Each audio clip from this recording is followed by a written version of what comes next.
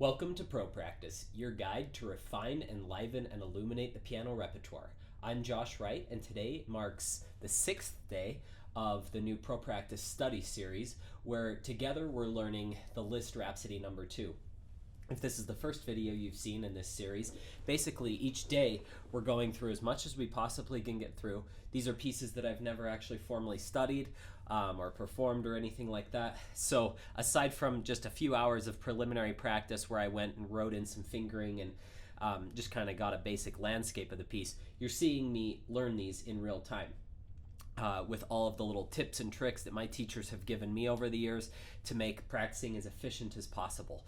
Today, like I said, is day 6. We're going to start in bar 314 of the piece, and let's just go through really quick and outline some of the things that we'll do. First of all, we'll go over how to get that comfortably together. Also, how do we practice to get these grace notes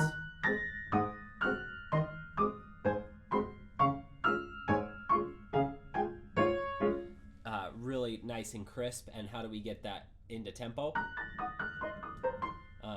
Obviously, I haven't got it in tempo quite yet. Some little tips and tricks for this. How to get that really smooth. This part, if we get this far, I think we will. Let's see. That's given some students that I've taught before a little bit of trouble, lining those notes up and also getting the scales really fast. So we'll go over that. And then also how to, if I doubt we'll get this far, but we'll do that maybe tomorrow in tomorrow's video if we don't get quite that far, but we'll go over the proper technique to get that really clean. Okay, and obviously there's lots of jumps in these sections. We'll go over how to perfect those. Let's just start in 314. One thing that I like to do immediately, even the first time I look at this, is I always like to try to voice the tops of staccatos. So, and immediately start adding shape.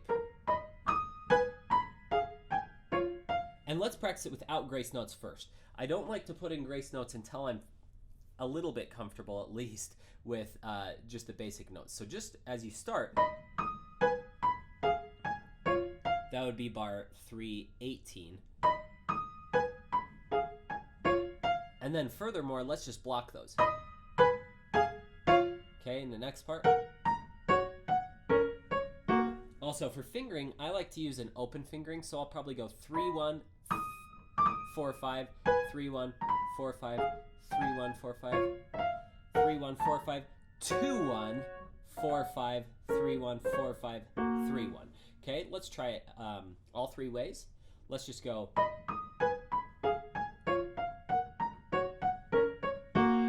By the way, if you haven't already, write in that fingering that I just gave you. It's a lot easier to have in front of you as you do it, and you'd be surprised at how much fingering I've written in this score. Even after over 20 years of playing, I still write in a lot of fingerings because it helps me in the process. If I want to do any types of rhythms or any other practice techniques, I can just start right on a particular note and be good to go. Okay, next way, we're going to block them. Okay, now what we're going to do is we're going to crush the grace note first. So what that means is you're just going to play them together and then let go of the grace note. Okay, let's just try the grace notes on their own by doing that.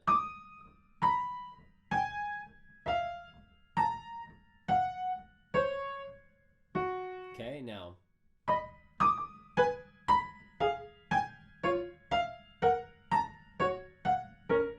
Okay, now a little faster. Now, before we move on, let's just do a real quick bit of harmonic analysis. So this is C sharp major.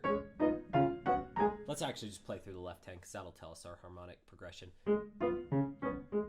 This is C sharp 7 going to F sharp major. C sharp 7 to F sharp major. And it's just oscillating. So between those inversions, okay?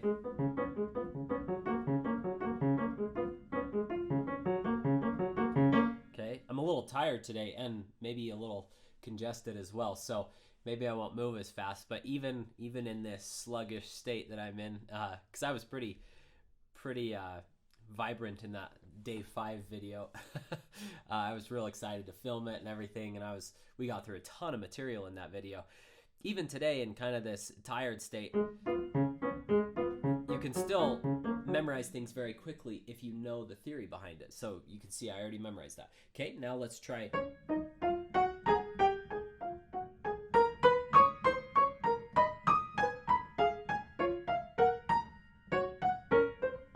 Okay, now.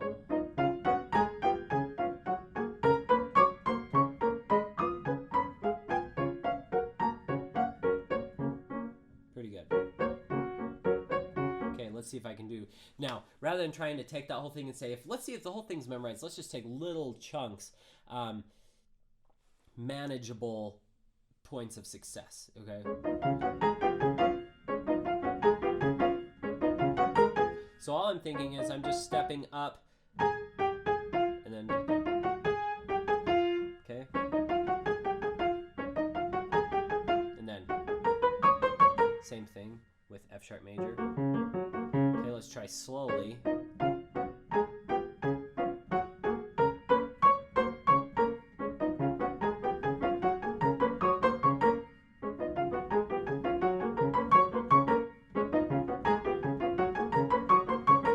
Pretty good. Okay, now let's try. So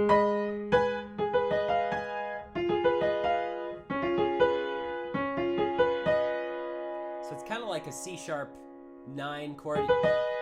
It also looks like a G sharp minor chord in a lot of ways, coming down.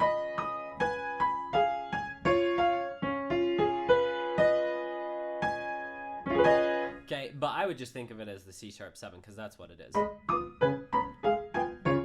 And then, okay, so next. Okay, feeling good. Just right when you feel good, you know, your brain will go out the window. It's just typical. Let's see.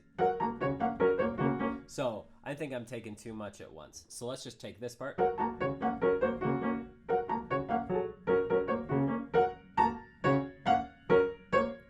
Because I'm thinking of my little inversions changing in the left hand. And then I'm thinking my fingering changes just on that one. Let's see.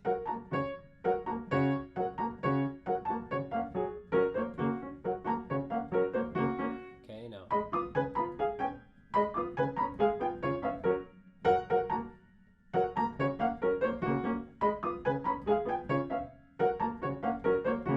Pretty good. Okay, now let's try all of it together slowly.